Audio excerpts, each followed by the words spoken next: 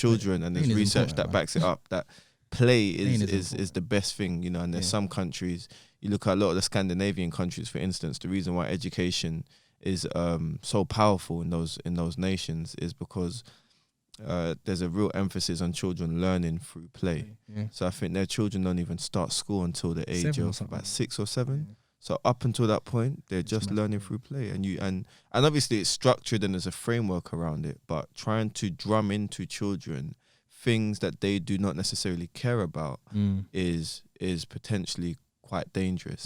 And so that's why I liked what you said, in that like your child's gonna engage in all these different activities, and then what you said was that, but whilst they're doing that, I'm gonna spot what is Paying attention. what Yeah, is you said key. at the Like, what do they beginning, like? You know, Yeah. and for some children, that's like clear as day.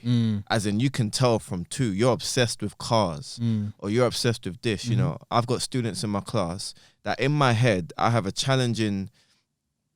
real challenge with myself, like a conversation where I've got to be like, why am I still teaching when he don't even care about this. 1066 history in Britain, and this child only cares about construction?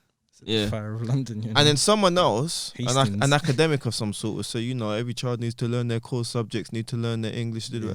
Yes, they do, but they're not going to die if they put aside 1 or 2 of those subjects or topics that we're covering, and we personalize their Focus. education of some sort. Because I can guarantee you, what's not happening is at home, those same things aren't being cultivated. So when you got a child whose skills and talents aren't being cultivated at school, and then at home, not saying that all parents are like this, but even if you're a little bit slack on what your child cares about, time will go on and you allow the school system to dictate what your child can and can't do. Yep. And so we're trained and literally, I was going to say we're designed, but we're trained and designed to think anyway that like your route to success is going through GCSEs, A-levels, university, degree, and then you're going to now be set for life. And that's not the case, because the majority of people are working in jobs where actually they're not fulfilled. It's not paying the bills that they thought it might pay. There's levels to it. Yeah. And more often than not, people that are successful in life are the ones who are doing genuinely what they enjoy. enjoy doing in it. And so I think